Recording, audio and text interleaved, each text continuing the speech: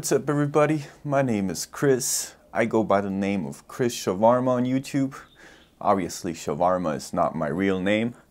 My real name is Christian Baumann, and I'm half Guatemalan, half German, and that's why you will see that every now and then I'm either here in Guatemala or over there in Germany.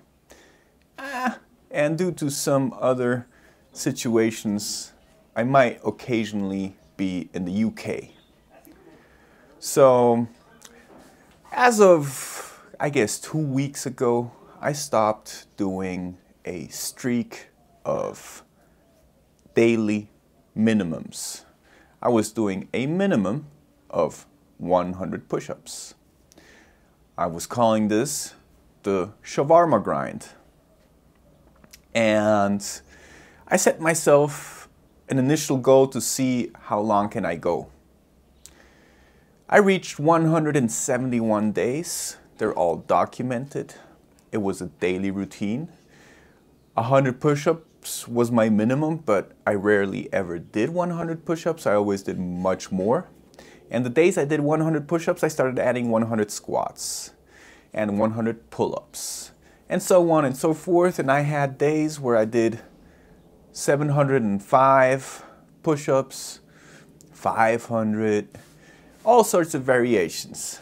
I did the push-up because I could incorporate the push-up into burpees workouts, and it seemed to me like a very versatile exercise, and I wanted to test my consistency and my discipline.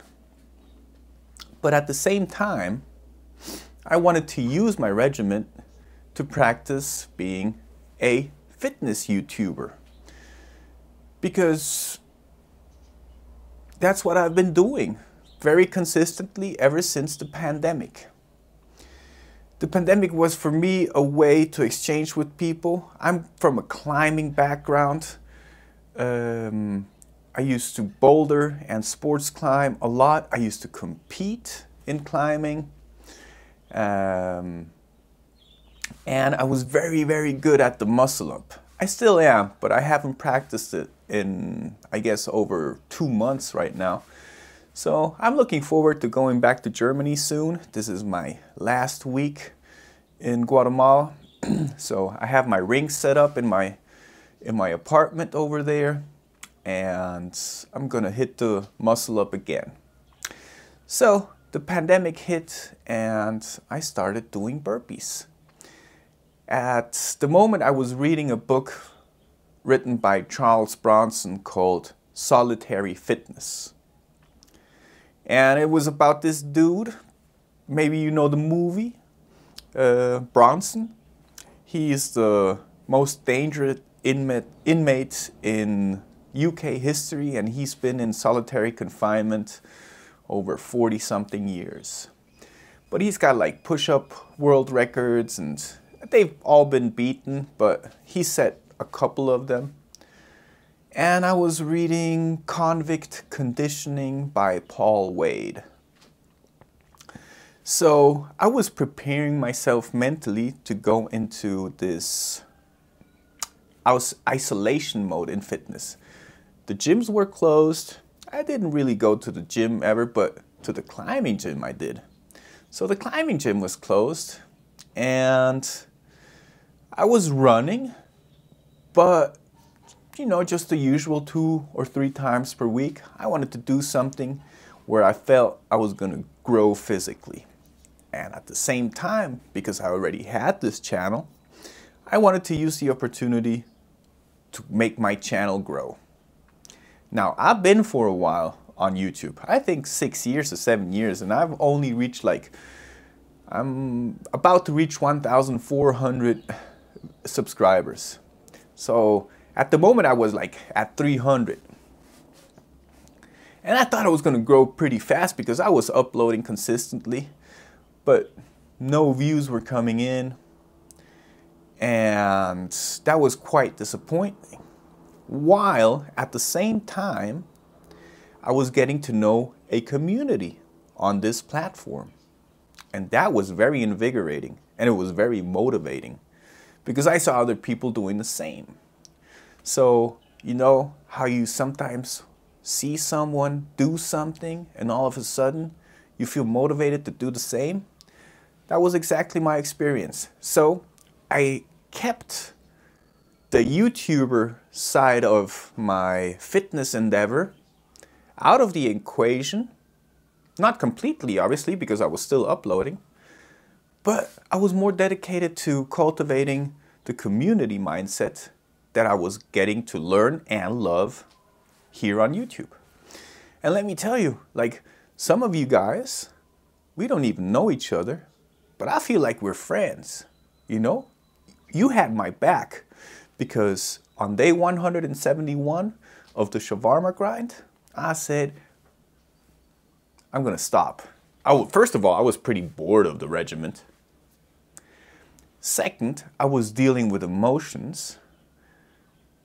I talked about it previously, but basically, you know, for me it's hard to leave Guatemala when the time nears, because I was raised by my grandparents and they're still alive.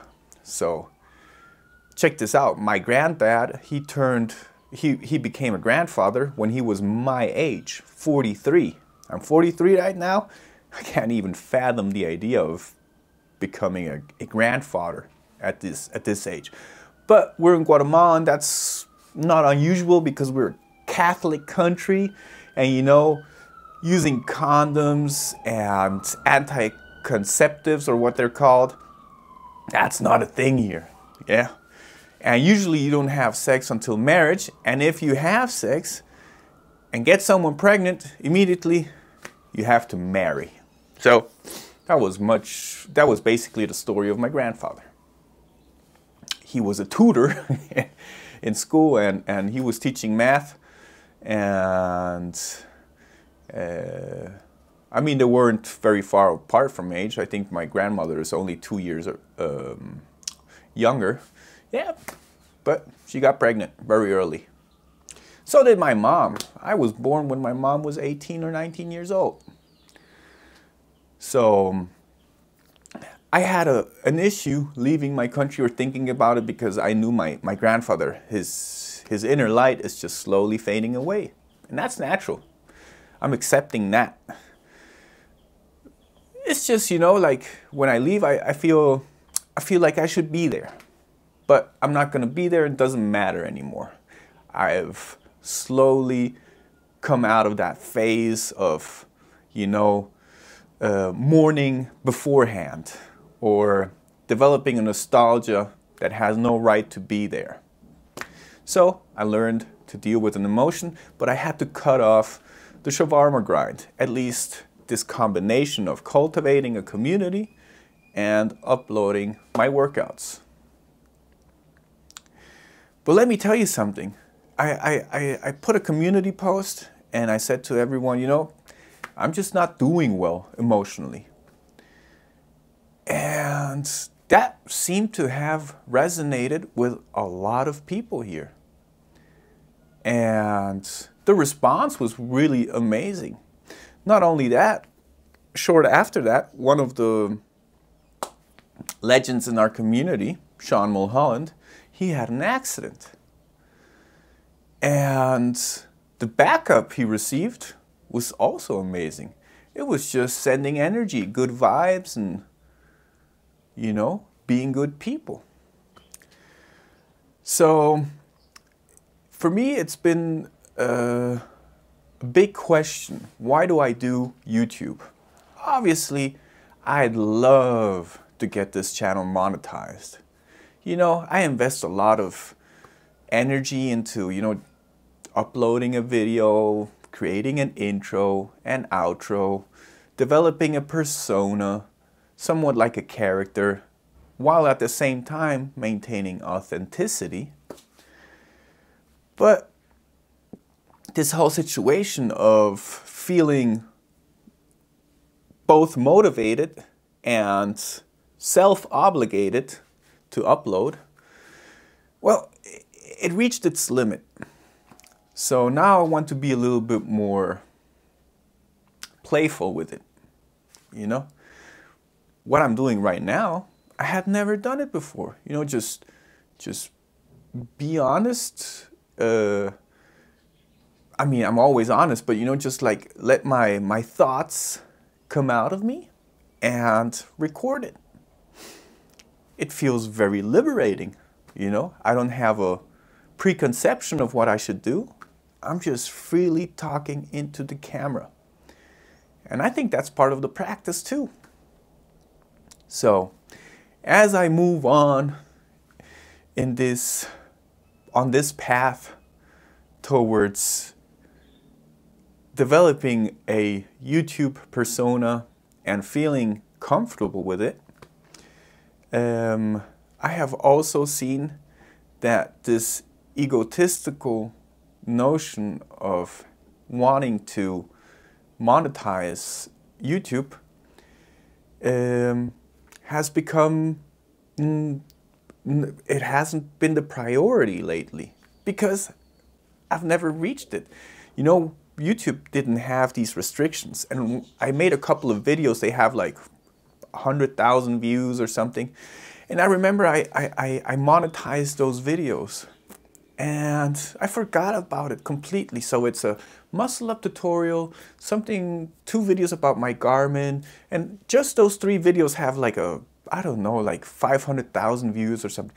But I remember once looking at the end of the year at my Google AdSense, and I had like $500 on that thing from multiple videos I had monetized. But I was like, hell yeah. I mean, if this is just a couple of videos, imagine if I had a bunch of videos. But yeah, YouTube has restricted access to that type of monetizing, basically because a lot of people were abusing the algorithm and doing stuff, you know, that made them a whole bunch of money with content that wasn't theirs. So yeah, I guess we paid the price for those actions. Am I reaching the end of this discussion of this topic? I really don't know. I think I should. But I guess what I do want to say is to everyone out here, you know, I respect so much when you do this so freely, so playfully, and don't feel the pressure of reaching that point of monetization. I'm grateful now. I have this community built up on YouTube where I'm one of the known guys. You know, I'm one of the known practitioners. And I feed off your comments, your vibes, your feedback, and the exchange is mutual. That's a beautiful thing, isn't it? It's almost like a social environment. Well, it is, but where we never get to meet each other. So I have people here on this community with which I exchange. So that's Simon Tragese, we've met personally. Jive Cat, Paradox, other people, you know, I don't want to list them because then I'm going to feel bad if I forget someone. But yeah, I've done a couple of collabs. Anthony from Fun with Calisthenics, for me, that dude is legend, you know. Our exchange with the Muscle Up was quite deep. And we got to meet, and we did our session, and so on and so forth. So, to everyone out there on the YouTube grind, do this for fun. And if you want to express creativity in your edits, you know, hell yeah. That's what I want to do too. I mean, I work in post-production. I don't edit, I translate scripts, I do subtitling, I do transcriptions of interviews and stuff like that.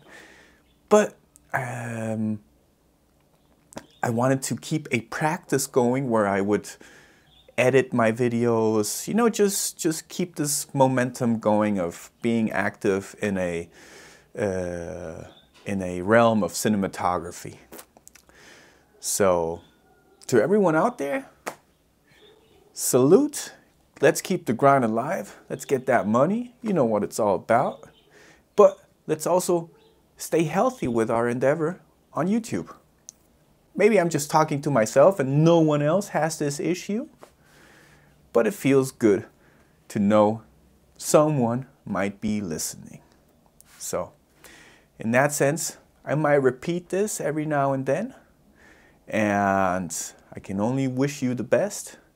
Have a beautiful rest of the week, and until next time.